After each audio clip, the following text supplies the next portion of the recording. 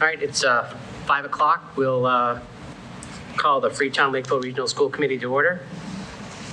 Quick roll call. Jean Fox. Here.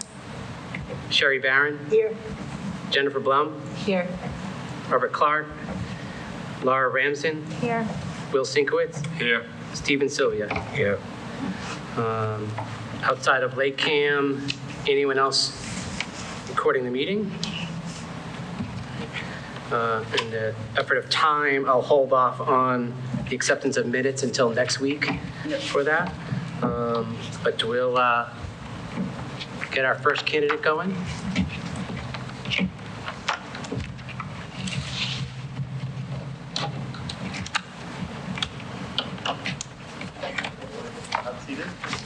Mr. Holt, thank you for allowing me as superintendent of schools to introduce our first candidate, Mr. Michael Monicati.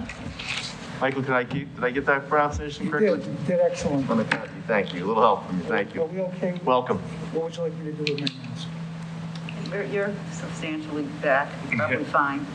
Plus it muffles the sound. I think they're comfortable, Mike, if you You're don't okay need it, with if you that, don't want to just take it off? move the mask. Yeah, yeah. Perfect. Ms. Monicati, welcome.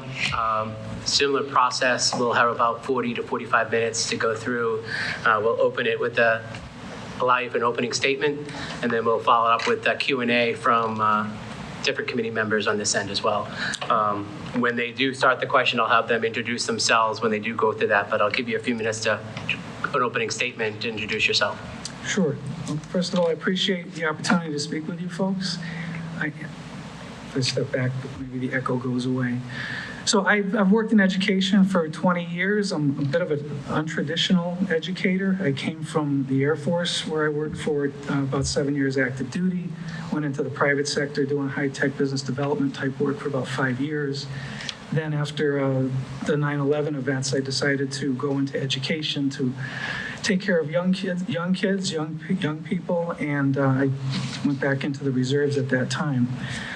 I taught instructional technology for a couple of years. I segued into administration as a technology coordinator, and then I kind of launched into an opportunity to be a superintendent of schools, where I've spent the past 15 years.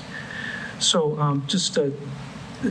I communicated this to the prior group, so I'll go ahead and share with this group. The question naturally comes up: what is a 15-year superintendent doing looking for a job as a business administrator? So last fall, I made, which by far was the biggest mistake of my professional career, choosing to enter into a personal relationship with an employee of the district while beginning divorce proceedings with my wife. It was poor judgment on my part. Before I had an opportunity to meet with my school committees to do full disclosure with them, the social media mill got in front of me, and it just became untenable. So my committees and I decided it would be best for the kids in the organization if we parted ways at that point. So I've had 6 months of very heavy self-reflection on that. A lot of personal growth on my mind, and I've answered some questions about who I am and what I want my life's legacy to be, and that is to continue serving kids. And at this point, I'm not terribly interested in the spotlight of the superintendency, but I feel like in the business manager's position, which has been kind of a wheelhouse skill set of mine that I've developed over a long period of time, is a place where I can really make a difference for kids.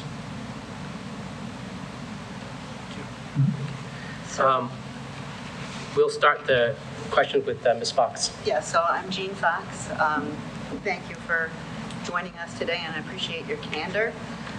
My question has to do with prior experience with certain reports, specifically state end-of-year reports, maintenance of effort reports, other reports. Right. So the end-of-year report, all of the standard regional school district reports. So that's where I grew up, and that's where I've operated for 15 years. So the same reports that Freetown-Lakeville has to supply are the kinds of reports that have been part of my normal operating procedure, such as the ones that you just talked about.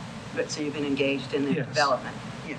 Well, I worked with the staff, but I was part of the process. It's a smaller school district, so the superintendent at Mohawk has responsibilities, many hats, including that. Thank you. Ms. Barron. Hi. What is your experience with the technology? You said you were in IT for, I'm guessing, 4 years, is that right? Yeah, so I was a Did I do my teacher. math right? A teacher for a couple of years, and I was a coordinator for 2 years, so 4 years total. Prior to that, I worked in high-tech business for about 5 years. So how have you applied new technology in your school district? Well, it's been my school district, my former school district, when I went there and throughout my 15 years was financially strapped, upside down financially. So I had, the priorities were to keep the doors open and to keep us functioning. So my work in technology for many years was just maintaining the bare bones of what we had, which was not all that great. Now, prior to my leaving, we were able to, this is a 250-mile square footprint where many sections of the district don't have internet connectivity. It's a different world. But we did set up a virtual private network among all the buildings, and we doubled the capacity of the bandwidth so that the teachers, in fact, could conduct lessons with lots of kids downloading at the same time. So I'm very proud that despite all of our financial issues, we set up an infrastructure that had enough horsepower to support the learning in the classroom.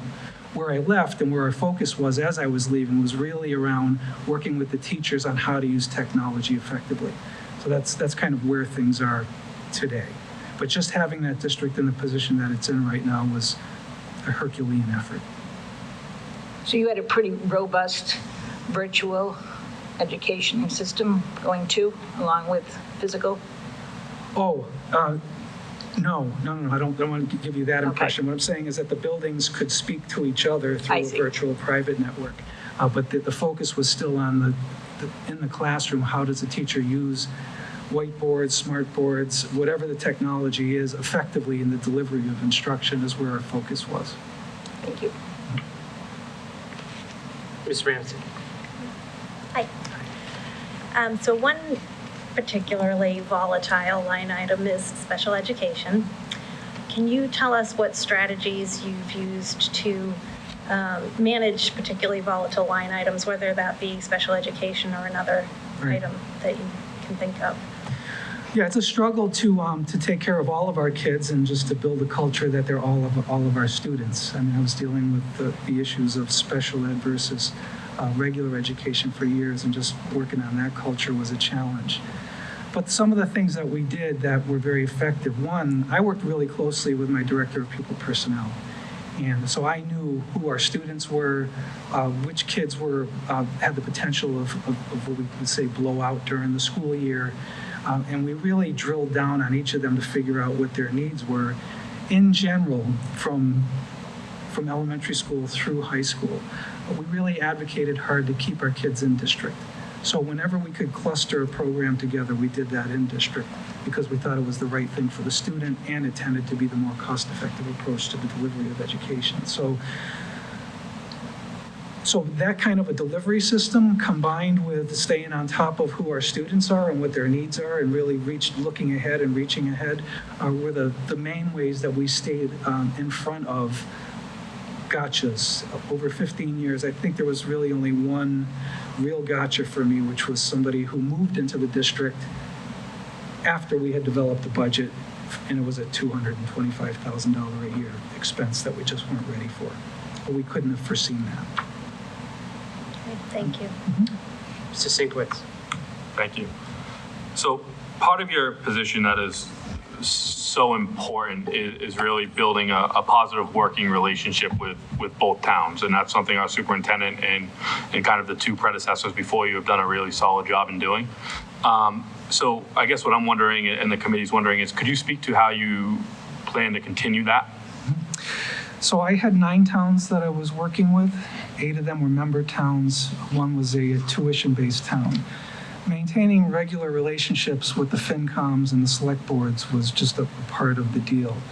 And that really varied town by town and what they really wanted. Some of the towns wanted me, and I managed these as a superintendent, wanted me to come to their meetings and I would present data at their meetings, get on their agenda and handle things in this kind of a setting. Other times I would hold summits and invite all of them in. Generally speaking, we had a committee that had all of those those town officials that would come together once a year when I first started.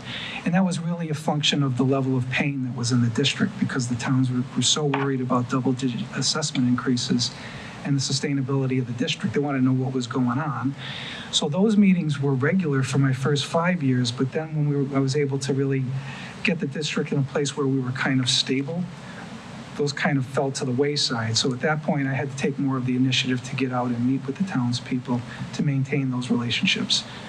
And the budget season is pretty long. I don't know when you start. I used to start in September.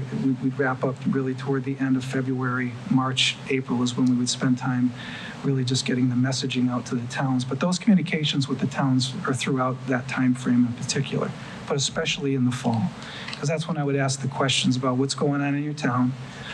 You have to fix bridges, you have expenses, inordinate expenses, you have to buy a plow truck, whatever it is, so that I can understand what the towns are facing. So through the chair, just a quick follow-up. Could you maybe talk about a challenging time you had with the town? Maybe you didn't see eye to eye, and kind of how you went about resolving that? I think one of the really problematic parts of the Mohawk budgeting system is because there are 8-member towns, when you run the assessments through, the fluctuation between towns can be 15% or more. Just really crazy fluctuations depending on what your minimum contributions are. Have towns been doing revaluations? There's all just kind of moving pieces. So there have been times when we may have been able to bring in a 2.5% budget, but there were towns with a 10 to 15% increase, and those town officials want to know what in the heck is going on here. So in those kinds of cases, I didn't view it more so much as we weren't seeing eye to eye on it, but I really needed to spend time educating them on what the regional agreement really said, how the Chapter 70 formula was done, how the assessment calculations were put together. So the focus was much more on educating, because I found that once people began to understand it, because learning, I don't know how long you've all been school committee members, but learning how to do a regional school district budget is not a small learning curve. It takes a couple, 3 years before you really kind of know what you're talking about. Thank you. Mr. Sylvia. Sure. Thank you. Thank you for being here. We just talked about towns. Maybe you could describe some measures from your leadership role that you put in place to maybe build or collaborate or build efficiency with the sites, the school sites in your district, in particular the principals and school administrators, to help build a budget. Oh, okay. Well, there's a couple of pieces to that I think you're asking me about. In a school district with 5 elementary school buildings and enrollment of about 100 or less in several of those buildings, it doesn't present a lot of opportunities for the efficiencies that you're talking about. So to give you a thumbnail, when I first arrived, I was pretty naive about the situation, and I looked at what was going on, and it seemed impossible for the district to sustain all of that physical overhead. So I did spend a couple of years running all kinds of scenarios on closing schools and potential savings and what that might look like, so that we could capture the kinds of economies that you're talking about. But I learned going through that process that the votes were 6-2 on both occasions, and the two no votes on both occasions were the towns that would lose an elementary school. So that didn't seem like that was going to happen. So in terms of efficiencies, there were 2 big things that I really focused hard on. One was in 2008, when the state opened up the Group Insurance Commission, which is the health insurance. I don't know who you guys have for health insurance. I haven't asked you that. Are you with GIC? No. When they opened up the Group Insurance Commission to regional school districts, there was an 8-day window between the legislation being passed and when you had to make a decision. So most districts were waiting, figured they needed a year and a half to make that happen. But I saw the financials, and I knew we had to somehow grab this, because our increases were about 20% on health insurance, which, as you know, is a huge part of the budget. And the GIC was really dangling a 3 to 5% increase out there. So my leadership opportunity at that point was to pull in all of the different constituents, all of the teachers' unions, the para-unions, the cafeteria workers, the custodians, the parents, students, town officials, and hold a series of public meetings to try to accelerate this, to try to get votes prior to that 8-day expiration date. because the opportunity was just too big. So we were able to pull that off, and we joined the Group Insurance Commission, and that pushed the financial cliff away for a couple, 3 years, and bought us a couple, 3 years time to work on other things. I think the other major thing that I was able to do, what I discovered was that the school district had many part-time positions, fully loaded part-time positions, so 0.5 positions.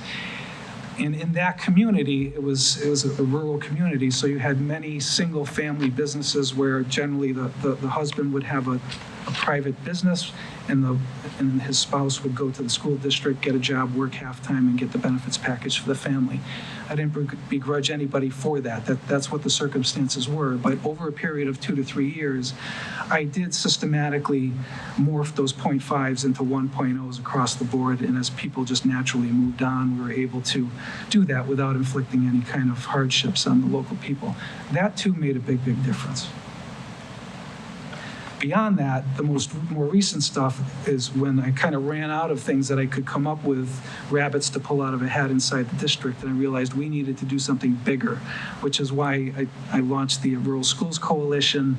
And besides advocating for rural school aid, which we were able to get $5 million over a couple of years, on the expense side of the equation, what I was really in the infancy stages of trying to put together were regional service centers, so that regional districts, regional rural districts to start with, would be able to access things like I need a 0.4 para, I need a 0.6 director of pupil personnel, I need whatever it is, a point something, and be able to access that efficiently. So that was the work that we were starting to build, because that's really not what the collaboratives do. Great, thank you. Ms. Plum? As far as budgeting is concerned, what's the largest budgets you've worked with, and what have you found to be challenging? The largest budgets? So my combined budgets were always around 22 million. But the Mohawk budget was really kind of 18 to 20 million-ish the past couple of years, and Hallmont was a tenth of the size, about a $2 million budget. So the challenge in the budgeting process, to me, the annual challenge was finding that consensus point, and maybe consensus point isn't the right way to describe it, but that point at which we had enough resources in the budget to provide quality education to our kids at a level that the townspeople could afford.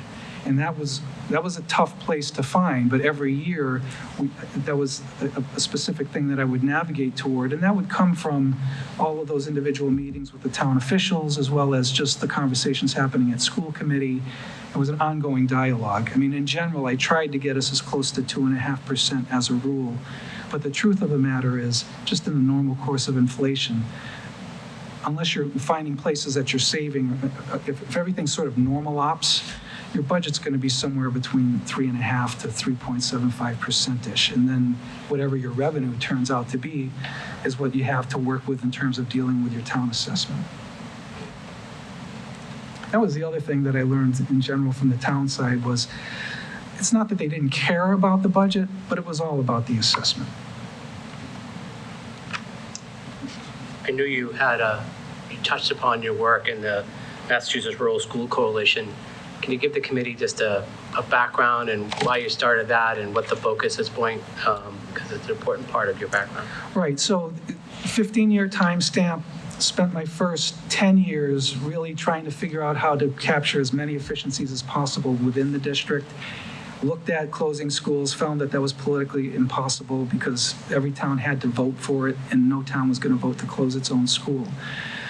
And that's when I realized that I needed to really work on, we talk about creating conditions for our educators to operate effectively, conditions for school effectiveness, same thing for districts. I needed to figure out a way to create conditions within the Commonwealth of Massachusetts that would allow rural school districts to survive, because the structure of the system does not take into account rural schools at all. It's designed for urbans and suburbans. Massachusetts is 85% or more urban and suburban. So it's just a mathematical, political issue. And so I realized this was a bigger animal, and I was ready to take on the challenge. And I reached out to my colleague rural superintendents and said, look, gang, if we get together, MARS had to start somewhere, the Association of Regional School Districts, MAS had to start somewhere. Everybody has to start somewhere. And if we get together, our pooled student body will represent about 10% of the students in the state, which is about the same as the urbans. We can start to gain some political clout and start to advocate for ourselves. So my colleagues started to show up, and we met more and more, and I was really kind of leading the advocacy efforts. And over a relatively short period of time between 2016 and 2018, we got on the radar in Boston. Our state legislators worked very hard to support us. One senator in particular, Adam Hines, was really pivotal for us. And so for FY19 and FY20, we were able to get rural school aid established. And like I said previously, it was $5 million over 2 years. That was really a big deal, to go from nothing to an organization and $5 million. And they threw us a bone even in the Foundation Budget Review Commission findings by saying they would set up a rural schools commission to study the rural issues. That was a huge gain for us as well. So these were all the pieces of that whole effort that really had our momentum going in the right direction, which was giving me some hope that we didn't need a lot, but we needed a little bit we needed a lot. There was no silver bullet to fix us. There was a bunch of little things we needed to do so that these districts could survive. Now I'd like to open up to any additional or follow-up questions by any of the committee members. Ms. Fox? If you don't mind, I'd love to hear from you what 3 things you would bring to our stellar leadership team.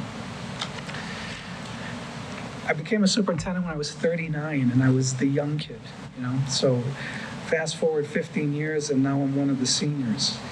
So one of the things that I would bring, and I know that your superintendent's very experienced, but I've certainly been through my share of issues in schools over a long, long period of time. And once you think that you've dealt with all of the craziness, something new comes your way. So I feel like I could be a good potential source of advice as things come up for the super to bounce ideas off of. He's thinking about doing this or thinking about doing that, or how might I handle this or that. So that's one thing that I think I could bring. Innovation is in my blood, and that's that energy level and finding ways to do things differently, more than just the cliche, is a behavior that I have.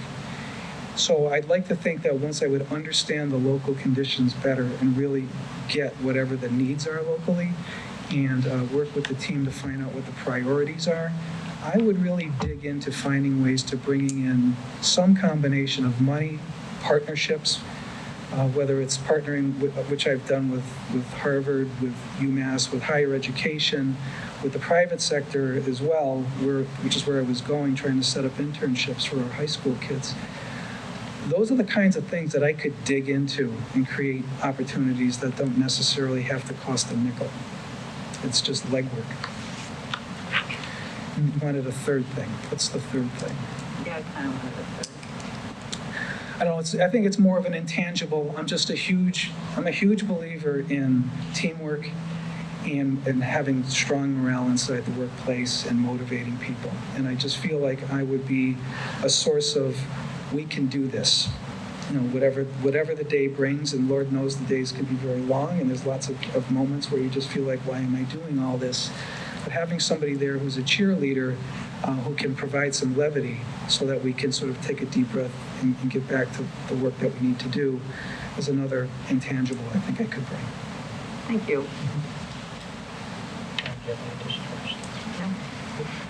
Oh, I do have one. Sorry. We did sign on to the rural, Massachusetts Rural Schools Coalition. How many schools or districts did sign on? Oh, last I looked, it was about 30. Okay. Good job with that. Yeah. I don't remember. Did you guys get money for that? I didn't see that. You didn't. So there's an opportunity. Because my We district. didn't sign on? We talked about signing on. He's asking, Did you get money? district benefit from any of the funding? So the reason I asked that, the reason I asked that is I wrote the parameters that went into law. And I looked at all the districts individually, and I had to draw the line somewhere. And I was looking at per capita income and student density. And I think your student density is fine. It might have been your per capita income. But the thing is, I made that recommendation, that went to the legislature, and DESE ended up writing the regulation, which was pretty much in line with what I suggested. There remains an opportunity to define rural in Massachusetts that's not there yet. And that's what my dissertation is all about. So naturally, if I were on board here, I would make sure that the definition of rural would include this school district, to make sure that the district would in fact benefit. To piggyback on that, my question is, what characteristics are you aware of about Freetown-Lakeville, and what draws you to this community? Well, I know rurals, so I just have a comfort zone with rurals, because regionals. Regionals are very different from municipals. I mean, there's lots of commonality, but regionals, they're a peculiar animal. And I'm familiar with, I don't know, there's lots of green out this way. I grew up on a pig farm. I like being in a non-urban kind of environment, so it's just a place where I just feel more content and feel like I fit in more and I'm more at ease. And forgive me, the last part of your question. What would you bring to the district? Well, I think I answered that when I talked to Jean. But you asked me something else. I don't feel like I fully answered your question. Please ask it. I think you did answer. It was what are you familiar with about the district, and what drew you? I didn't finish. And what drew you? Yeah, one of the things, and to be completely blunt about this, is the absence of drama that I came across when I was trying to dig into to find out what's happening in the school district. Because there's so much drama in school districts, and I've been living in that world for so long. That's why, Michael, I'm still here 6 years, so. Boring is good, you know? So I just felt like, wouldn't it be lovely to step into a relatively high-functioning organization and just help it go from good to great, or great to outstanding, wherever it is? And I realize there's headaches wherever you go, but the stability of the district was one of the things that I thought, and I saw your superintendent had been here for a few years, and so that told me that you liked him, that there were probably, well, I'm just going to say, if a superintendent's in place you've been here for 6 years? 6 years is a reasonable amount of time for you to find out if you want to be married for a bit at least, right? So, and that you're getting along pretty well together. And I know that consistency at the superintendent level is a reflection of stability in the school district. And it's a really important thing to have, finding that right person. It seems that you have found the right person. So all of those factors said this might be a nice place to work. Thanks. Mr. Sinkwitz, any other additional questions? Sylvia? All set. Spot? In a regional district, this is cue to speak up, especially tied to a budget, there are other areas of focus and they've got to be besides education. Can you talk a little bit about the challenges in your line of defense when it comes to those items such as transportation, maintenance, capital projects? They're important parts of the budget and they're important parts of the district, and what you would bring in those angles. Yeah, I think transportation is a big area that we can look at. I mentioned 250 square miles, so we had a very large geographic footprint, and we had an 1,100 student population, so we had these buses that looked like they were almost empty with students on them, and the local people, the local town officials felt like, good Lord, what are you doing with our tax dollars? Mm-hmm. Now, it's more complicated than that because the district simply puts out the bid specs and we get bids, and whatever they bring for vehicles is what they bring. It's not supposed to affect the pricing. But out there, and I think it's a problem out in East as well, is there's not enough competition in transportation. It's hard to get more than one bid in some cases. In our case, it was very hard to get more than one real bid. So in the business office, this was something that I was advocating for as superintendent and starting to do, but we just didn't get there. We had 2 5-year contracts that I talked about doing this, but I really wanted to look at doing things in-house just to see what the numbers would reflect, because I felt like it was a non-competitive situation and the district was over a barrel when it came time to renew the transportation contract. So I wanted to look at leasing buses, leasing our own facilities. I mean, I realize this is a big headache for the superintendent because it's more people to manage, but it also depends on how you do it to minimize that. But I wanted to look at more options. I also wanted to look at setting up what I call a hub and spoke approach to transporting kids. If I could set up individual contracts with parents and have them bus their kids, or rather drive their kids from their house down to main stops on the main roadways coming through the district, reimburse them for their mileage, and reduce the number of buses we would need, that would substantially reduce the cost of the transportation contract. I wanted to see what that would look like as well. So transportation's a big area, and then that's the kind of thing, that's a mindset that I would use with everything that we purchase to make sure that we're doing things smartly. We have to continually really keep looking to see what's out there because circumstances change. And I think it'll be a combination of things. Sometimes it'll be more cost effective to just buy off the state bid list. Other times it'll be more cost effective to do it, in a different way. So, but being restless about that and being relentless about getting the best value for our buck is something that I would do. Any other questions by any of the members? Just one final question for me before closing statements from you. Have you had a chance to download and take a look at our budget today and what your thought process? Well, I went through the PowerPoint and I mentioned this in our last meeting. I didn't see anything that really popped out other than I thought, and I think you've already addressed this, as I thought the E&D could be just a little bit better. But it's not like you're in a precarious situation. When I joined Mohawk, E&D was $23,000. So imagine having a stabilization. That's not acceptable. So you're at 1 point something million where you are now, and you're adding to that, correct? So, I mean, you could handle bona fide emergencies with that, but I'm just more comfortable from my experience. I like to be between 3% and 4% in E&D. Any questions for any of the members from you? Oh, questions. You already answered this question. I'm going to ask the same question again while the other members are here.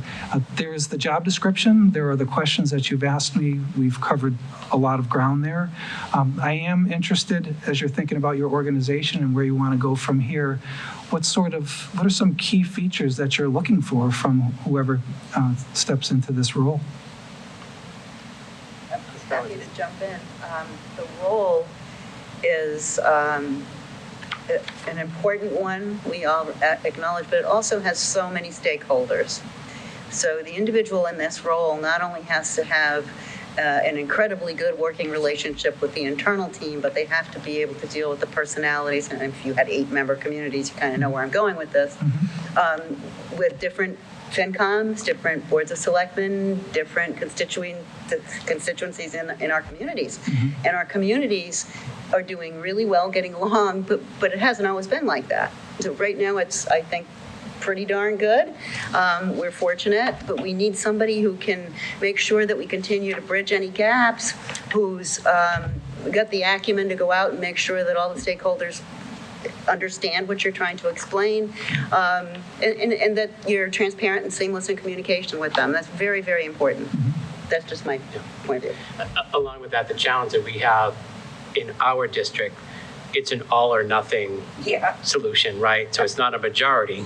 It's an all or nothing. Both towns are on board, or that is the ultimate challenge there. But we talked a little bit about that. Anybody else want to add to, or? I was just going to say communication is huge. Excellent. It's both written and verbal, I assume. Absolutely. Just experience, and you certainly cover a range. I see you maintained your certifications in just about every job that a school district offers, which means to me that you've been in every role, you understand every role, which means you can collaborate, communicate, and I think versatility is a good thing, so that's something that we look for. Any other questions? I don't have any other questions. I could just do some closing words and carry on with the meeting. So I'm first of all, I'm grateful for having the opportunity to speak with you folks. I admire the school district. I look at the numbers and I look at the educational trends and good things are happening. So big kudos to the superintendent and the leadership team and the teachers and the support staff and everybody who's part of that, and for your leadership in helping make all that happen. It frankly looks like a high-functioning district where I could step in and make a contribution right away and, help us get to wherever the next place is that you want to get to. So I hope to be a future teammate of yours. So thank you. Thank Mr. you. Superintendent, any closing comments or anything like that? I do not. He's captured it. Certainly committee members, I can walk them out, but thank you. Awesome. Well, thank you very much for your time. I appreciate you coming in. Thank you. Thank you. Thank you. Next candidate up, please feel free, if you feel comfortable, to have the mask off. If you want to keep it on, up to you in that particular case, whatever you feel more comfortable doing that. Okay, great. So for the committee, next candidate is Christine Suko. Am I pronouncing that correctly? You are, good job. Excellent. It's been pronounced many different ways. I will be the first one to admit that I have done that a few times, so That's at okay. least I got it correctly in this fashion. Good So, typical to what we've done the first time we met, give you an opportunity to opening statement before the committee. Sure. And then each of the committee members will introduce themselves before they have questions for you in that Q&A process. Okay, great. We'll have about 35, 40 minutes to go through that, and then allow you to ask any questions of us as we go through that as well. Okay, great. Okay. So I'll give you the floor to start to give us a quick intro before we Okay, get into great. Q&A. I'm Christine Suko, and I've got over 8 years' experience in a regional school district. I have 15 in a single district. So I started out in Pembroke Public Schools when we broke away from Silver Lake.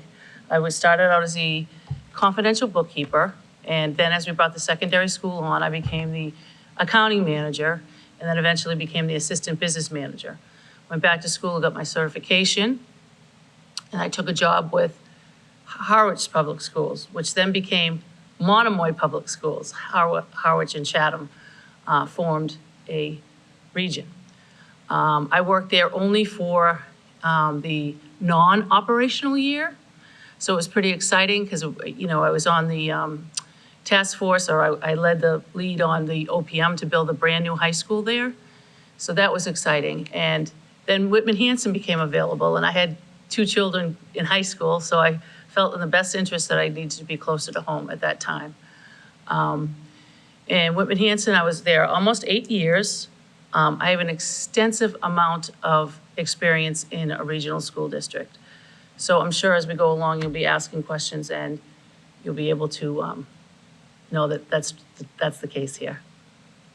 Thank you. Ms. Fox, do you want to start with the question? Sure, thank you. Hi, I'm Jean Fox. Hi, Jean. Hi.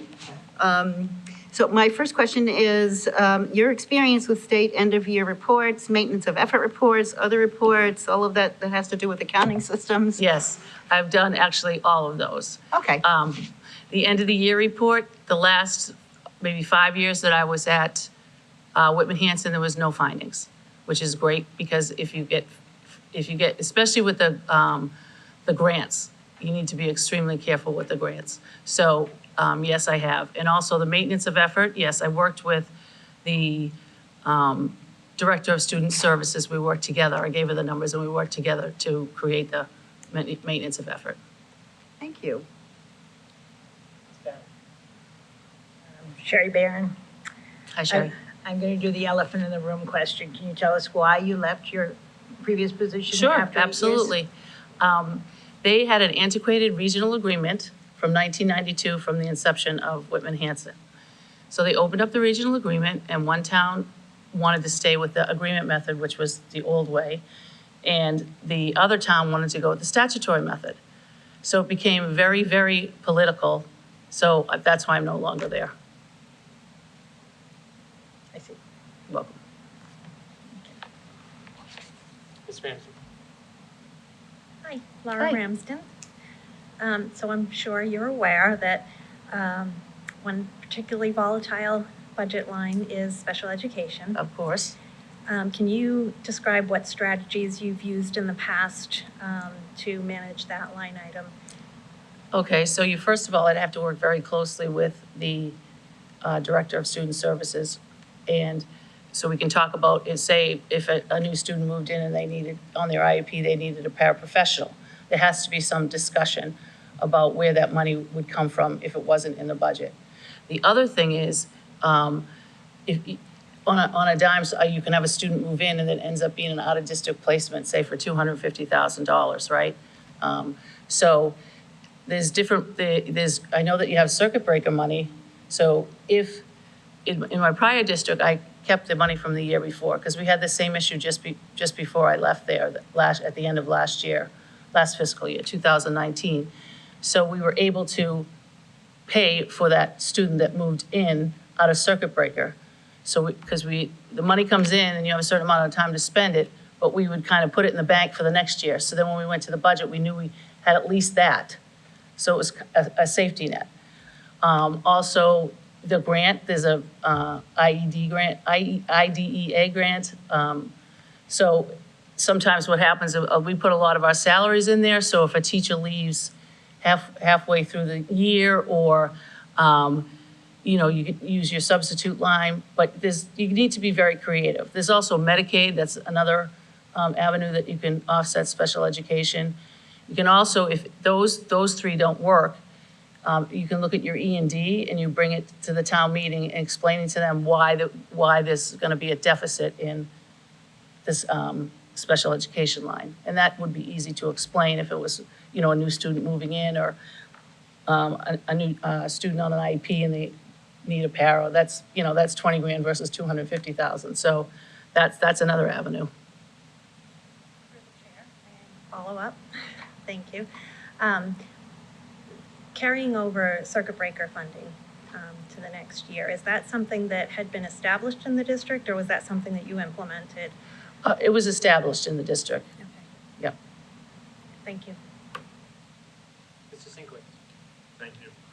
Hi, Christine. Thank you so much for coming in today. Thanks for My having name me. is Will Sinkowitz. Hi, Will. My question revolves around kind of building relationships, right? And something our superintendent has done a really good job within his 6 years here, and your two predecessors actually, is just helping to mend the relationship between both towns, because it hasn't always been rosy. So could you talk about how you're going to work on building those relationships with both towns? Just how you plan about going about doing Well, that? first of all, that's the crutch of the whole school system, right? Is to build trusting, long relationships with both towns. So you need to make time. You need to make time to talk with the people before you have a meeting. In my first, I would hope to be able to go around and meet both selectmen, and also the town accountant, who I would have a close working relationship with. So it's got to be built on trust and, helping each other out. So if they need something from me, I'm going to give them what's there. The transparency, here it is. It's right here. And you have an excellent, from what I understand, an excellent financial system, which is very similar to Munis, which I have used for the last 8 years. So I know that the reporting can be unbelievable out of there. So it's all straightforward, it's transparent, so working with it, you just need to make time to develop these relationships and trust. Thank you. And just a quick follow-up. Can you talk about maybe a experience within your previous positions where maybe there was a challenging situation you had to work through with maybe one town or both towns? Particularly one town, yes. So we decided to meet on a regular basis, and I would go to a lot of the selectmen's meetings, so I would know what was going on, even if we weren't on the agenda, so I could know what's going on. I had a great working relationship with the town administrator. They had a town accountant that was there probably 35 years, and then the new one came in, and I didn't have a lot of dealings with him. But in Lakeville, he's the town accountant in Lakeville, Todd Hassett, so I worked with him in Hanson. We have a great relationship. We were able to get a lot of capital projects done in Hanson, so. Thank you. You're welcome. Sylvia. Hi, Steve Sylvia. Hi, Steve. I think we've met. How are you? Maybe you could share an experience where you applied some new technology from the business office that facilitated some of your operations with the school sites or the main office. Sure. We used a program called School Dude. It wasn't there when I got there, but we implemented that. So that is, maintenance tickets that people put into the system. You gotta first have to set it up by school. I don't know, do you use anything right now? Your school do? Yeah, so I was able to bring that in and work with the facilities director to, set it up. So that worked really well. So you would know exactly what school had more maintenance issues than the other school. And just before I left, we were trying to get it to the minutia of what it costs for all of these things. So I'd be able to say, well, the month of October, we spent XYZ on ABC school. So, and I used school due to my prior district, and that also gives you really good reporting, especially for building use.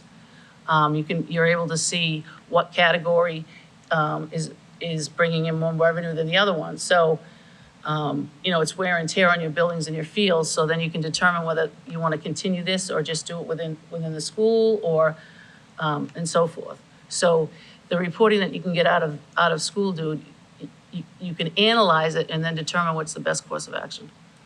Thank you. Yep. So regionally, I'm assuming that you've worked with budgets quite like ours as far as being large. Yes, it's very, very similar. Okay. 62 million is what I worked with. What did you find most challenging about the budgeting process?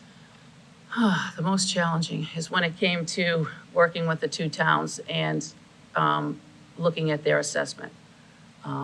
Felt that was the most difficult thing. But once we explained it to them, we had a huge budget book. We'd go line by line and explain to them, but I think that I look forward and welcome to come here because I know that both your towns value education. And that's what it's all about. So if both towns value education, you're able to work together to find a solution so these kids have what they need. So I would say that was the biggest challenge. Can I go back to your technology question? Sure. Is that okay? So one of the biggest things that I implemented was Munis. When I got there to Whitman Hanson, we used to call it the blue screen. It was a DOS-based program.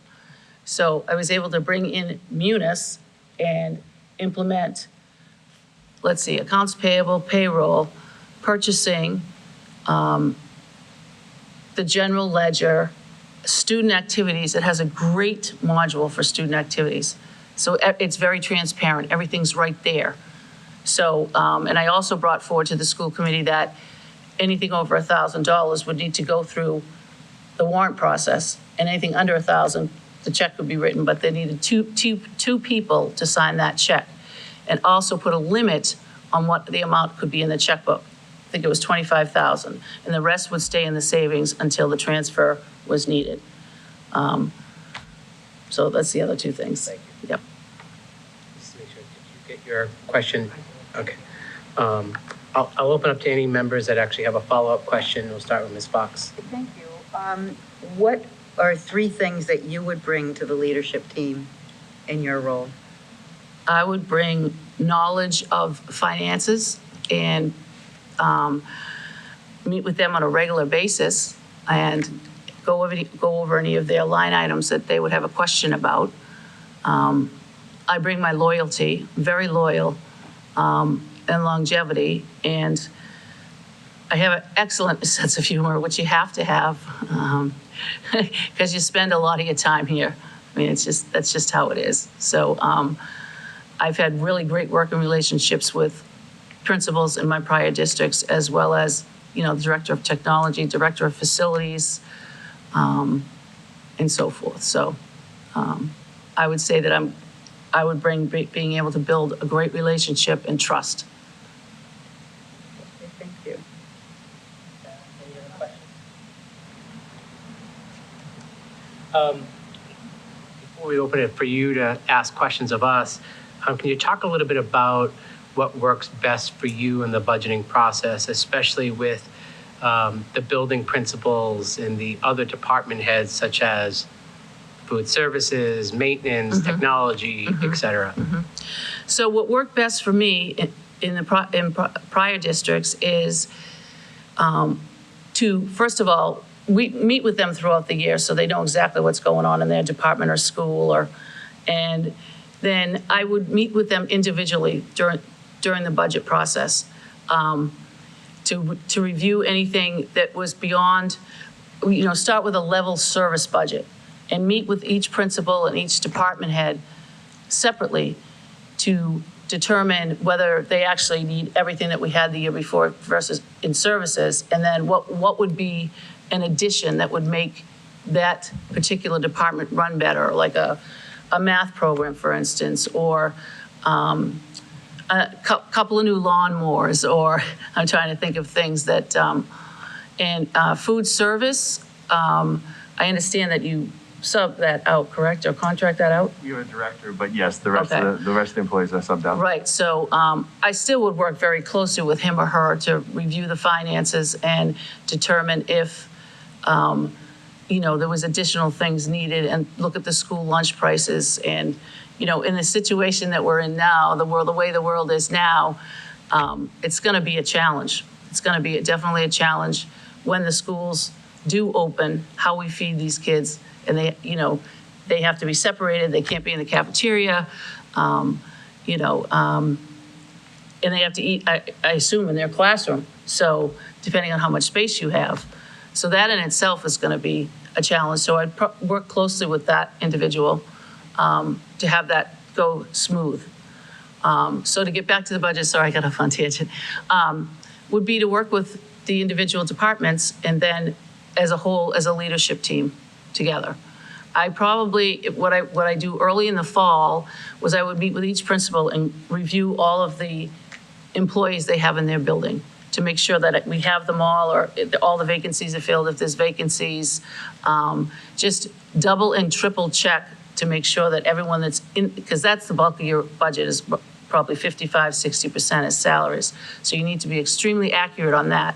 So sometimes I'd have to go out 2 times or 3 times to each of the buildings in case there was a turnover or somebody moved from one building to another, to make sure that we had correct lists of who was in their building and what they were doing. One final question for me is, have you had the opportunity to download our budget? Yes. And what thoughts, questions, or? I really liked how it was set up. In my prior district, it was probably a little bit longer, but I liked being able to see the detailed lines and where the increases were. That's being totally transparent. You see that the salaries are going up because of their step or lane or column, as we call it. There could be retirements, there could be resignations. All those things need to be taken into consideration at the time that you're creating the budget, if you know that information. One thing I did do in my prior district is they used to have to give you your retirement, tell you the June for the next year, and I made it that till March.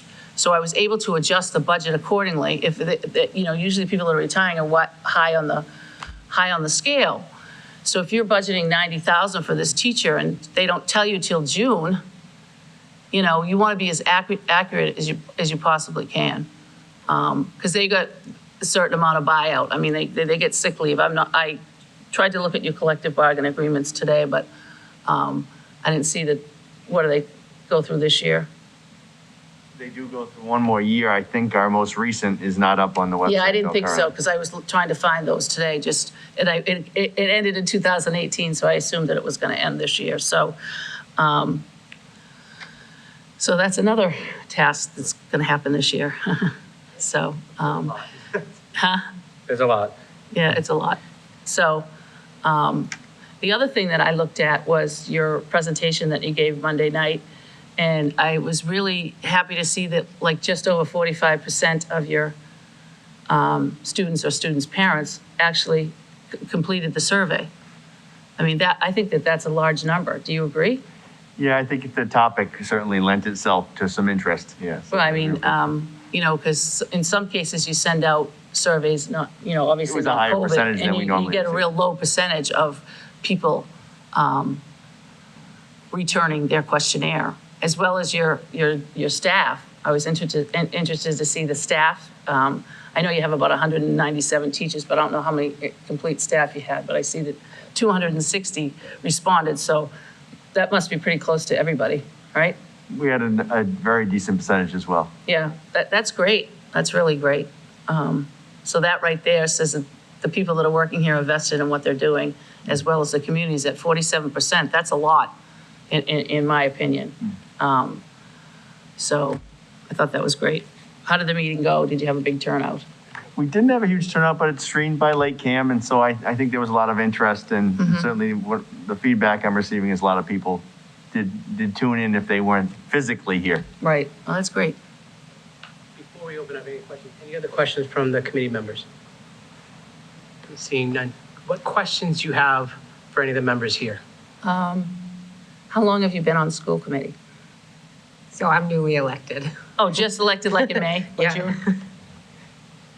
Yeah, I think I'm 10 or 11 years at this point. Wow. Yeah, Do you have children in the district? I do not know. Interesting. To you? So I was 2002 with a 2-year hiatus in the middle and then came back. Yep, so you've been here. I'm a seasoned veteran Yep, that's great. with no kids anymore. A few of us were able to witness your sense of humor with Mr. Clark during your interview. But Mr. Clark has been here for over 30 years. I was going to say, I thought he said over 30 years. Yes. It's a long time. Last November was recognized with a Lifetime Achievement Award from the Massachusetts Association of School Committees, which was incredibly well-deserved. Wow. Is he because he was the longest running, or? Just because he's been an exemplary school committee member of the community.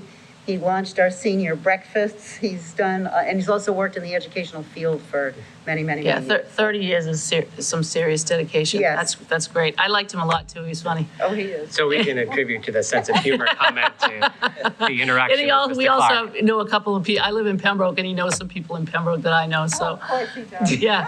Well, that's what everybody says to us, too. You know everybody everywhere. So. 5.5 years. I'll be finishing my term in April. And 2 years for me with 2 children in the district. Yep. And this is my 4th year. I don't have children in the district any longer. I did. Wow. See what they didn't share in that piece 4 of the 8, Bob's not here, are either current educators or retired educators or administrators. So very supportive of schools. That's great. And I realize that. That's why I would welcome coming here, because I know both towns value education, and that's what it's all about. Even if there's a struggle with finances or a struggle with something else, there's always a way to figure it out if both communities, as well as people on the board, are obviously, value schools and value the education of our children who are going to be the future. I mean, especially with what's going on right now, the world is like, I heard some more stuff driving here today. It's just like, it's hard to grasp. Not in this area, but so I would absolutely welcome coming here. And is my closing now? Any additional questions or closing? The floor is yours. Well, the other question was, Ashley's leaving September 1st, right? Correct. So, okay. I just wanted to let you know also that my last 5 years at Whitman-Hanson, I had 5 perfect audits. That means there was absolutely no findings whatsoever, not even a management letter. The first thing I did when I went to Whitman-Hanson is I pulled out the old management letter to see where things could improve. And I did that over a period of a couple years. And then the last 5 years I was there was perfect audits. And also always on time with the end of the year report, always on time with the E&D certification, and always on time with the end of the year report. I already said that. So, and there was never an issue with any of that. Proud of that accomplishment. My other question might be is, I know I asked this at my first interview. Besides the budget, what do you feel is the biggest challenge in this school district? The budget on steroids. It's Yeah, the budget is always the biggest challenge in almost every district. And the reason why I asked you what else could be a challenge or is a potential challenge, besides obviously opening up school and feeding the kids and figuring out the plan of where they're gonna be and the space and it's, Everything's a challenge right now. everything is a challenge right now. In the two towns. So we come from different places. We're in a harmonious place right now, but it hasn't always been that way. Right. So I would say the towns, they grow differently, different Right. things happen, and sometimes Right. that can add some strain. We're not there right now. No, that's great. We do have two very supportive towns. To be brutally honest, finances are cyclical, right? So every year it could be different as far as which town Absolutely. has more of a capability than the others. Been through it.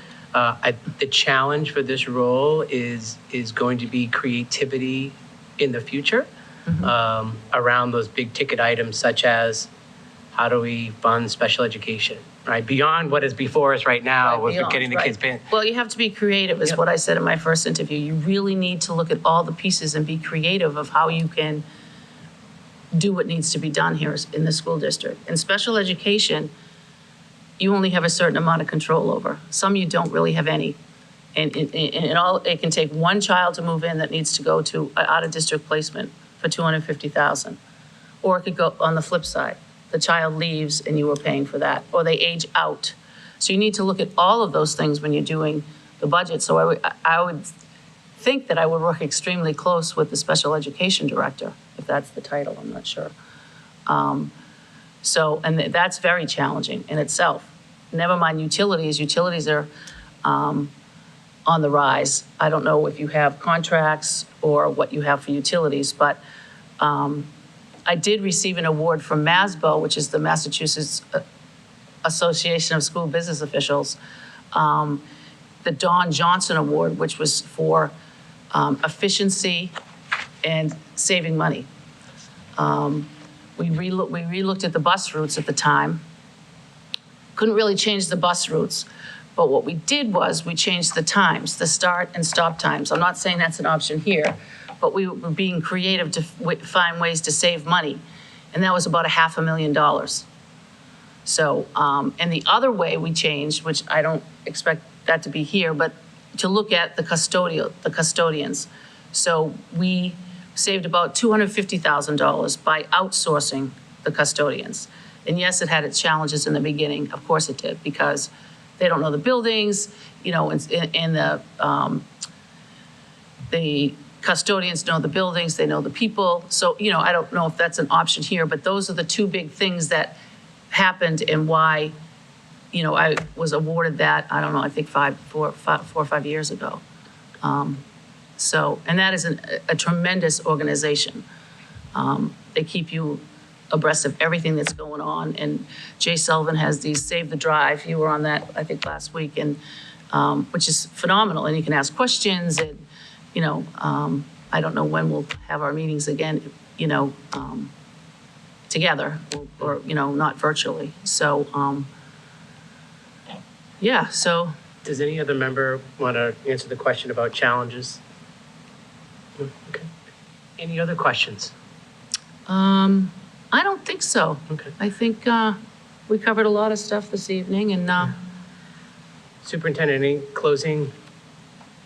Yeah, I'll wrap up the kind of the big piece too, Christine, for you, but I do have a follow-up to a couple of, I would actually say my answer, if I get a chance to answer, since I don't often get to a meeting, I talk a lot, I would say probably complacency, right? Taking a good school district where I've been here and making sure that we try to make it great, because there's a lot of potential and it's exciting. It really Right, is for the future. It is exciting. There's a lot to offer, I think, in Freetown-Lakeville. I am going to piggyback, if I may, by the chair. Mrs. Barron asked you the question, Christine, about you leaving Whitman-Hanson. And I know Ruth retired in 2018, but maybe for the the committee, speak to that transition, new, and what leads you Right. here today.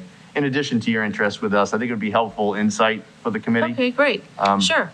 So Ruth retired in 2018, September of 2018.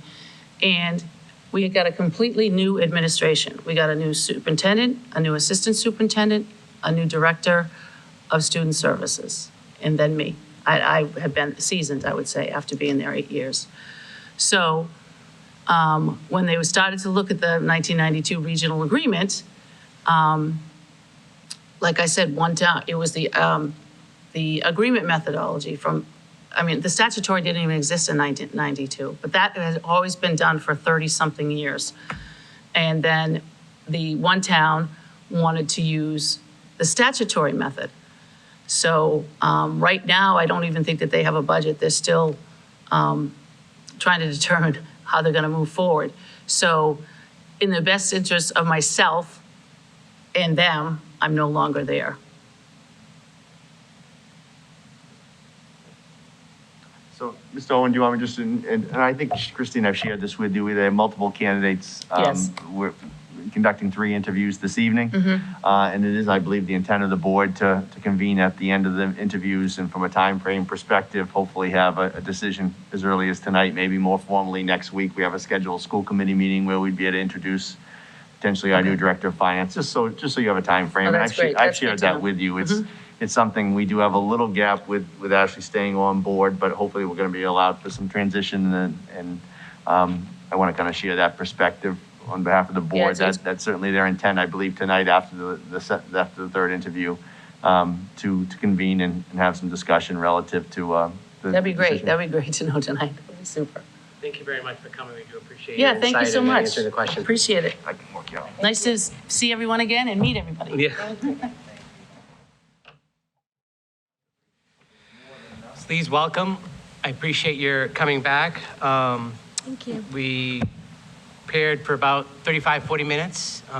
We'll leave you an opportunity for a brief introduction about yourself. And then the majority of the session will be Q&A with the committee members.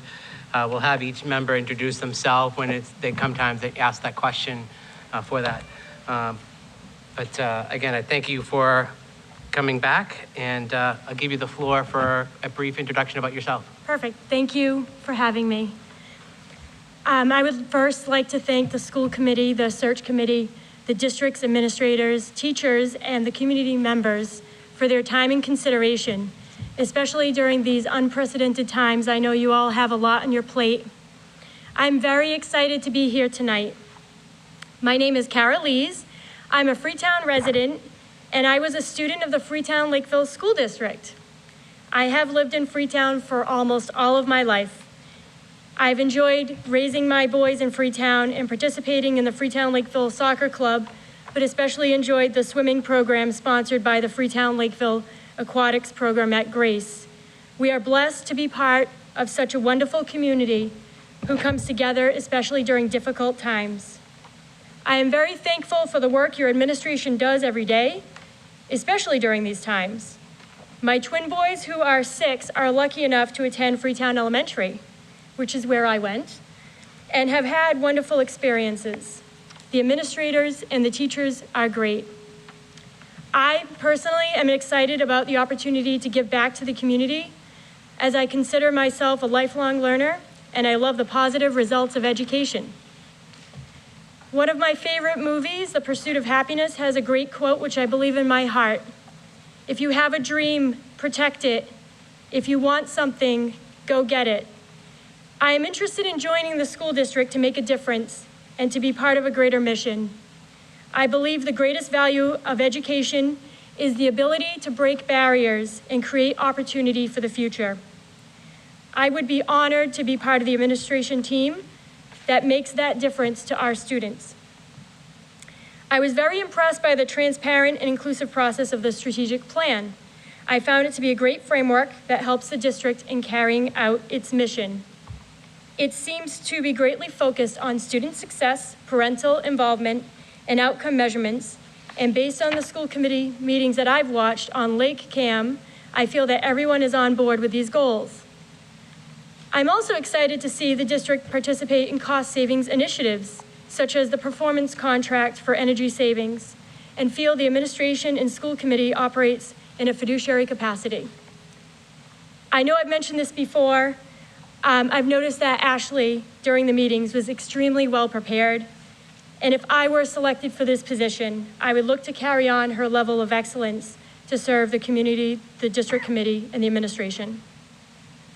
As you can see from my resume and other credentials provided, I am a certified public accountant in the Commonwealth of Massachusetts. I've been a CPA for over 15 years and worked in accounting and finance for over 20 years. The CPA licensure is one of the most difficult licenses to obtain. I realize that I currently do not possess the official business administrator's licensure, but I am dedicated to earning the official license. I have submitted my application to the Commonwealth, and if selected for the position, I would go to the next phase, which is the MTEL exam. And then there's a last step, and there's actually two routes to choose during this step. I could either choose a panel review by the DESE, or I could participate under a program for which I would be mentored. If I were hired for this position, I would begin the steps necessary with the superintendent and the school committee to get their blessing as to which route is most beneficial and cost-effective. As detailed in my resume and other credentials, my experience with governmental agencies range from auditing cities, towns, school districts, school departments, and other agencies, teaching at university level, board leadership positions, and serving Bridgewater State University, the Foundation, and Alumni Association as comptroller.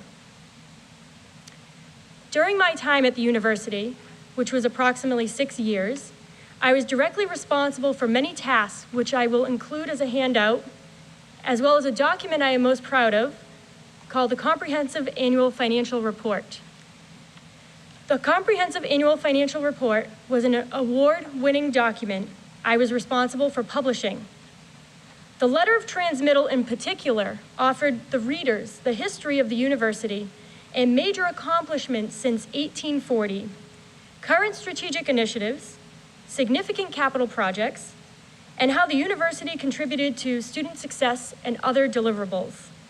The letter specifically was a method to deliver transparency and communicate the initiatives the university was most proud of.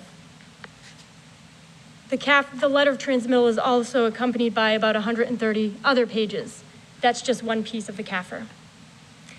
When working as the Foundation and Alumni Association comptroller at Bridgewater, which was a nonprofit, both of them were nonprofit agencies, I worked on an accounting and reporting budgetary transparency project due to the transition where those entities normally had a comptroller that was separate and distinct from the university. And because I was serving all three roles, the board felt they wanted a greater level of transparency. As a result, I had an open door with all board members, but worked with the treasurer very closely in developing a more detailed, transparent reporting framework. I had many roles at Bridgewater State University, but one I found most important was revising the internal controls to better protect the university from fraud or misappropriation of assets. I did so specifically by enhancing the banking controls by implementing what's called ACH debit blockers and positive pay systems. And our controls were so highly regarded that I was able to publish a document on statewide banking controls that were deemed best practice for the other state universities and community colleges to refer to. Currently, as an audit engagement manager and lead presenter, I deliver the results to the town, city councils, and school committees directly in a setting such like this. Over the years, I've had a mix of Massachusetts and Rhode Island clients. Some of the school districts and departments I have served in the past include Greater New Bedford Regional Vocational, Old Rochester Regional, Dennis Yarmouth Regional School District, New Bedford Public Schools, Fall River Public Schools, Attleboro Public Schools, Bristol Warren Regional School District in Rhode Island, and many others. The presentations would normally include the audit results, results of reviews of internal controls, and other audit findings detected during the process. As a certified public accountant and previously as a Commonwealth of Massachusetts employee while serving at Bridgewater, I also always maintain the highest degree of ethical standards and the utilization of multiple reporting frameworks and systems. As far as my management style, I believe in empowering and supporting my staff and leading them to success. I believe in respecting others and highlighting their capabilities to work in the most effective team environment. My letters of recommendation details my experiences at Bridgewater. They highlight a number of collaboration opportunities that I had with other departments and divisions. Also, as lead auditor, I am constantly collaborating and communicating with my governmental clients in various departments. During my career, I've had exposure to many different finance systems and can very easily adapt. Most recently, at the auditing firm, I was nominated as a Woman to Watch, which would be awarded by the Massachusetts Society of CPAs. One of my colleagues at the firm nominated me. I also serve in a few volunteer positions, one as president for Habitat for Humanity in Buzzards Bay, and the other as treasurer for Old Colony Vocational Educational Foundation, Inc. On a personal level, I regard myself as an extremely hard worker who is dedicated and enthusiastic to collaborate with others and make improvements. My work every day has a lot of energy, drive, and fun. On a final note, you may wonder why I am considering a move to Freetown-Lakeville School District and why I've made other career choices. I am content at my current position where I can function as a leader for all of the audit engagements, and I can actively train and help my staff grow as auditors and become future certified public accountants. However, the mission lacks service to the community, and more specifically to education. Currently, the only school district that I am applying to a position for is the Freetown-Lakeville School District. This area of southeastern Massachusetts is my home, and I would be dedicated to serving the district and the community. As far as serving education, I deeply miss the experiences I had at Bridgewater, but left mainly due to two reasons. The first being that the higher education industry, even before COVID-19, was beginning to experience enrollment and budgetary issues, where it was threatening the very livelihood of many institutions. And number two, most importantly, I did want to work closer to home, as my children were starting out in kindergarten. Overall, I feel that rejoining education and specifically serving the Freetown-Lakeville School District will be very fulfilling and gratifying. I am really excited to be part of this process and hope to be considered for the position. I deeply believe my skills, qualifications, and management style will be considered as assets toward the Director of Finance position. Thank you. We'll next go into some questions from the full committee, and they'll introduce themselves as we go forward, but we'll start with Ms. Fox. Perfect.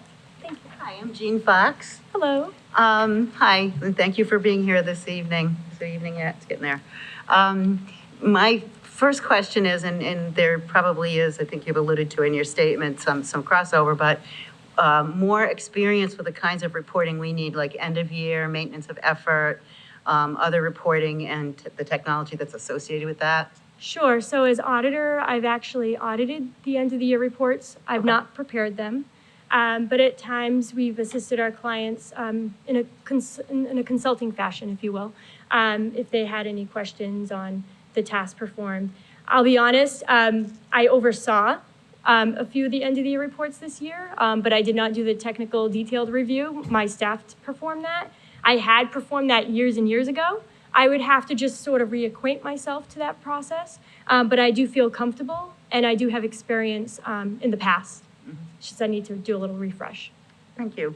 Sure. Hi, I'm Sherry Barron. Thanks for coming Hello. tonight. I'm a little confused, though. Maybe I missed it because I was passing out papers, but are you presently working at Bridgewater or not? No, I'm not. So I was working at Higgs-Sahadi as an auditor for 10 years. And then I worked at Bridgewater for 6 years, and now I'm back in public accounting at Higgs-Sahadi. So I rejoined the firm that I was previously working at. And now I'm looking to go back into education, but only for the right role. So as I stated, this is the only district that I would be interested in working in. I'm not applying for other positions elsewhere. I happened to hear about the position. I was quite excited about it. I live 10 minutes away. This is part of my roots. I came to Freetown Elementary, went to George R. Austin at the time, middle school, and then I did move on to Old Colony, but I would be very excited to be part of this process, to really serve the community and to use my finance skills for my local area. Thank you. You're welcome. Mr. Clark, any Due to my late arrival, I would defer my questions to Jean. Well, we can move down, but thank you. I'm Laura Ramsden. Thank you for Hello. coming tonight. I'll probably have a follow-up question, but I'll start with, you spoke a lot about the auditing process. How much experience do you have with developing budgets? Sure. So when I worked at Bridgewater State University, I developed a budget from scratch for the foundation, which is a nonprofit. So it's not the governmental unit. But I did draft the budget from scratch. There was an existing budget in the past, but it wasn't really in a format that the trustees were comfortable with. So I worked with the vice president of finance, and him and I collaborated on the best way to develop a new budget model. And so we did. We had an operating budget, and we had a budget for the endowment funds. There were a number of estimates, especially in the revenue side, that went into that budget. So from a budgetary development point of view, that's most of my experience. On a auditing point of view, so my task would be to look at the original budget that was voted, to trace what was posted into the general ledger system, that the original budget was posted properly, to then look to see any amendments or transfers made to the budget that were voted, and to trace those into the system, to see if the total budget presented, that would be presented for financial statement purposes, was accurate, and then really to do a budget to actual comparison, taking into account if there are any encumbrances, to then see the variances, then to further inquire of any large variances, to see, to basically prove if the audit is yielding correct results, or if maybe there was a misposting between accounts. And then we'd present that budget schedule as a required supplementary information item. And so I have experience with looking at the budgets for the city and town's general funds, their water and sewer funds, the school as well. Those are mainly the budgets that I've been involved with. I have this experience going back to 2002. So I am comfortable that I have the skills to work on developing the budget, and I realize that it would take a large collaboration effort and a deep understanding of the activities estimated to occur. I also understand that during an environment like COVID-19, the budget could be a moving target, that some of the assumptions that went into the original budget may need to be revised. So I realize those facts. I would be excited to learn more about the details of each school in each area to help develop that budget process and to work, obviously, with the superintendent. I also realize that the budget would be scrutinized at this level and then also by the towns, and that their assessment comes out of that process. I do have a follow-up. Sure. If I may. Sure, absolutely.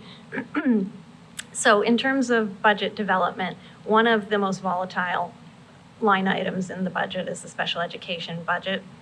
I don't know how much experience you've had with that particular line item, but can you describe what strategies you've used in developing budgets that manage a volatile piece? Sure. So I realize that the number of students that require special education has increased over the years, and that the costs have also increased, and they're difficult to predict.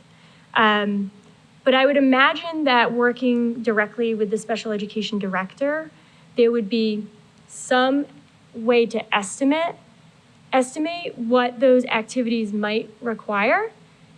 I also understand that there are some federal funds involved for the IDEA, and then also the circuit breaker funds from the state. But then, of course, a large portion would be captured by the general fund. I noticed in the FY21 budget, it showed the history, and that you can see the growth affecting the general fund.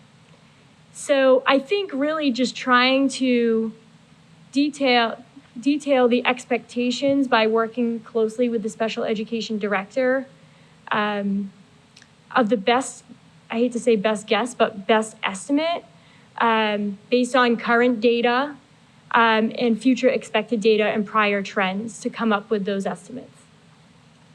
Sure. Mr. Sinkwitz. Sure, thank you. Hi, Kara, thank you so much for joining us. So part of your position is going to need to be continuing to build a positive relationship with both towns, right? And we have a superintendent over the past 6 years, and I would say going back 2 of your predecessors, they've done a very good job maintaining a positive relationship, but also trying to build it back from maybe times that it wasn't so positive. Okay. So can you speak to how you plan on going about continuing that positive relationship with both towns? Sure. So I think it would start by me having discussions with the superintendent on the best strategy, but I would hope that the superintendent would work with me with introducing me to the opportunity to meet with the towns, the council members, the selectmen, and also the town accountants. That would be key, and I would imagine the treasurer. That would be key in part of this budgetary assessment process. And that relationship really should be an ongoing relationship. I'm imagining that from time to time, the towns might have questions in the middle of the year, but most of their questions might surround the budget cycle.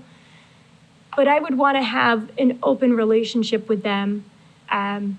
If they posed a question to me, I would involve the superintendent. We'd go back to the committee if we felt that was necessary to get your approval, to really have that transparency. Thank you.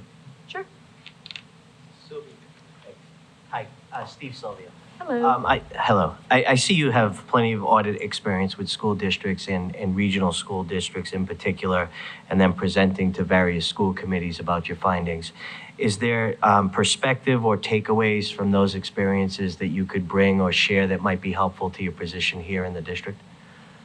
Sure. So I realize that at different times, there might be different perspectives, especially, where we're currently sitting now with the environment we're in. Perceptions may have changed, expectations may change. I think taking those all into effect. One thing that I've learned in the past is just to try to be prepared for any possible questions that might arise. When I prepare for my audit delivery to either if I'm working with a city or a town or a school district, I always outline my thoughts, try to imagine what those questions might be. And of course, the questions could be endless. But I really think dedicating the time up front and not really being as reactionary during the process, I think helps. Trying to predict those questions has always helped me. And after a while, I feel like you can kind of get an expectation. But of course, like an audit, there's always an element of surprise. Any question could come out of the woodwork. I think just having that honest response, in some cases, the response might be, we might need to do further research to give a great answer.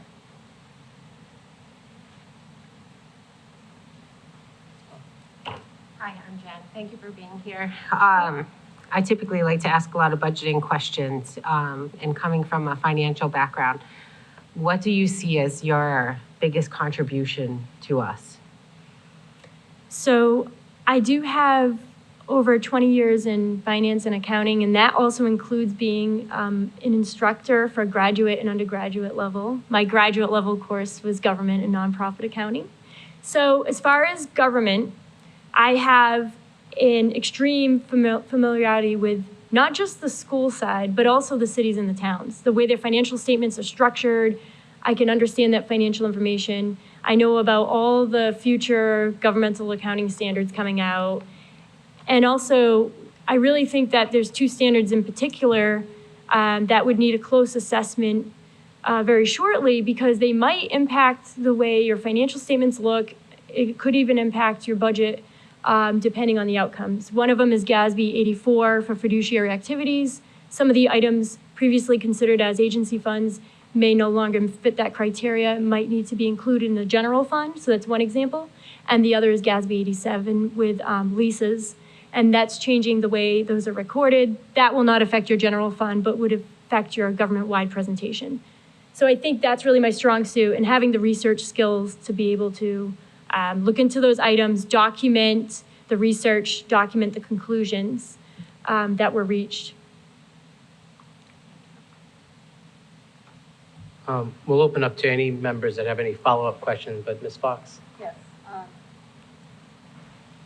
I'd love to hear from you what 3 things you would bring to the leadership team. Just 3 things. Sure. So my years of experience, my drive to research questions and collaborate with others, and my deep connection to the district and the towns that it serves as a community member going back to my childhood. I was born in Freetown. I did leave for a short bit when I was older. I lived in Fall River for a little while. I got a house in New Bedford. I'm back in Freetown. I'm on the other side of the forest. So, you know, I think it's a great, I think it's great that I'm 10 minutes away. If there was an emergency, you know, I'm only a short drive right on the other side of town. So I think that's also a great asset. Thank you. You're welcome. Any other follow-up questions? No? One question, the luxury of being local could have its challenges, Sure. right? So working and playing in the same town is a difficult challenge. So how would you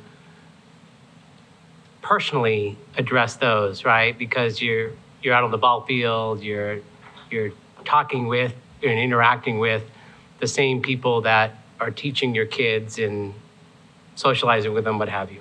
Sure. So I would feel that my role serving the public wouldn't stop within the walls of the school district and would extend to those ball fields that you're referring to. I feel that it could further enhance the transparency to the district.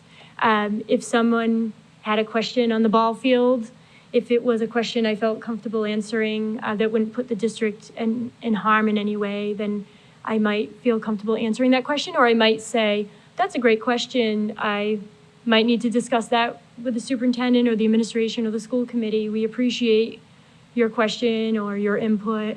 So I think that it could greatly benefit the district. I love talking business. I'm really bad at separating my personal life from my business life sometimes, so it wouldn't bother me one bit. Before we open up to you for any Sure. questions of this committee, but any other questions by the members? I wasn't here when we would develop the questions, obviously, but as a community member, I'm just curious, do you regularly attend town meetings? So I have attended a few, and of course, I was juggling having small twins, young twins, and working in Bridgewater. And, you know, my husband just finished his master's in public administration, and he just was hired as CEO of his company. So we've had a lot going on. But I have watched what I could online when I can't attend. I'm not going to say that I've always been actively involved. I just moved back to Freetown 3 years ago. And so when I did, you know, it was a little busy with 3-year-olds at the time. So I probably started watching more recently within the last, I would say, year and a half. And the reason I asked you is because if you have been watching or attending, sometimes you can see that they get a little bit contentious, and you have to be able to deal with that kind of environment. Sure. Yes, I realize that. Thank you. No, thank you. Do you have any questions for us or any of the members on the board? Sure. So my first question is, I was really impressed by the commitment to transparency and inclusive process for the strategic plan. And I was curious, how do you feel the switch to a stay-at-home order last spring and possibly future remote learning initiatives may impact that strategic plan on a go-forward basis? Sorry. We're going to give that one to the chair. The unique perspective, as you're well aware, that I, as a school committee member, I'm also a parent of a child in the district. So the challenge that we have as a school committee or the administration is how do we ensure that we get our students back in a safe environment, right?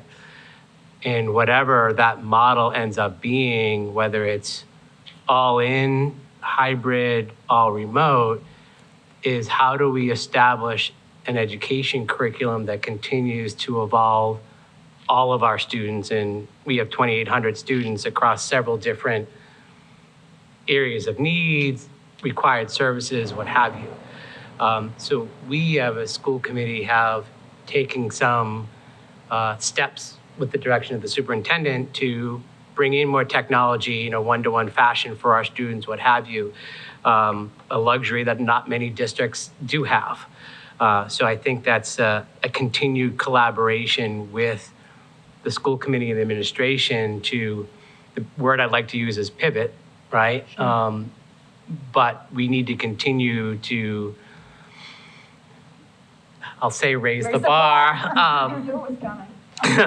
To continue to raise the bar to how do we evolve what we did in the spring to continue to improve upon the curriculum we need to offer, whether it is all in the classroom, hybrid, or 100% remote. And that's the challenge, quite frankly, before any district. But, I think with Freetown-Lakeville, we're going to have a higher level of expectation for our students, and that's our job here on this side. I'd like to add one thing, that a strategic plan is a way to set some goals and to have a vision, but it has to be fluid. It can't be a rigid document or it's useless. So Sure. from my perspective, and I think Steve addressed that perfectly well, our big thing is what model are we gonna do? What is the best thing for the safety of everybody in the schools, so the kids, the staff, everyone? And then how do we maintain a certain level of academic excellence, especially given the last 5 months? So, the summer slide just became the half-year slide, and we have in front of us an enormous challenge to do our best for these kids. We can't just live within the rigid lines of a document. We're Sure. gonna have to be more creative. Sure. Perfect. Thank you. And then I did have one other question, if I may. I'm curious to get the school district committee members' opinion on the establishment of an other post-employment benefits trust, otherwise known as the OPEB trust fund, in the future. If hired for the position, I would be excited to research the impact to the school district. In general, it improves the financial status and the viewpoint of credit rating agencies. You can harness your investment returns to pay for benefits, and it leads to an overall improvement of the financial health. It leads to a higher discount rate, which ultimately would lead to a lower liability over time. So I'm just curious to see what your thoughts might be on that. Certainly, I guess I'll start with that one as well. OPEB liability is not anything new to any Right. town or school district. Yes. I would welcome any conversation around how to address that, as long as it does not impact the educational needs of the district. And I think that's the challenge. Yep. So Yeah. it can't be at a negative effect of Sure. funding the needs of our students. Sure. We always have a challenge against both towns is how Right. do we continue, and we have this healthy discussion between whether we agree that is level service or not. But I think that I don't speak for everybody here, but from a regional finance perspective, I think we're open to any strategy as long as it does not impact the educational part of the budget. And I think that's always been Yep. the challenge. Each town has its own strategy in how to address it. Okay, And I sure. applaud their creativity in how they do that. Okay. If they want to support that same strategy in the school district, I think we would happily have that conversation. Yes, and to your point, there is a startup cost, obviously, an investment in the beginning to setting up the trust. I don't know what the cost is offhand, but it would certainly be something I would be willing to investigate at some point if I were hired. Does anybody else want to add to that? I think that was a perfectly good summary. So- It's the money. Yeah. It's the money. Any other questions that you have? No, but I would like to thank you all. Well, I appreciate you coming in. Thank you. Mr. Superintendent, any questions from you or closing? My only question, and I didn't ask it of the other two candidates, Kara, but would really be to your 2 6-year-olds, and it's a built-in, it's really biased, which is, we have in-person, hybrid, and remote. As I said, I'm not putting you on the spot, Mom. If I were asking your 6-year-olds from Freetown Elementary School what their vote would be, could you tell me that? Could I put you on Their the spot? vote, they would vote to be home, but, They- they just want to play games and, Interesting. Right. Okay. But Had I known that ahead of time, I might not have asked. No, I'm just so kidding. the mother here wouldn't Okay. approve of the video game playing. So they would choose. They're okay with the. They would, I think partly because they have each other. Yeah. See, so they have a good home environment. Yes, Okay, my thank you. children haven't really suffered the. They probably suffered to some degree of the social well-being, if you will, but not as much as if I had one single child or children with different ages. They are, if you saw them, they're on top of each other. They love each other so much, they can't get enough of it. And so they were perfectly happy to be home doing, 4 or 5 hours worth of schoolwork in the mornings and then a little bit of playtime in the afternoon. And so that's what we did every day. I'm going to take that answer and see if I can work on that. I'll see Okay. what I can do. Thank you. No, just Mr. Owen, if I may, Sure. the candidates know that the committee does plan to convene after this interview tonight Okay. and hopefully have some determination and I should be able to get some feedback in a real timely fashion. Perfect. Thank you so much for all of your time. Appreciate it. Appreciate it. Thank you very much for coming in.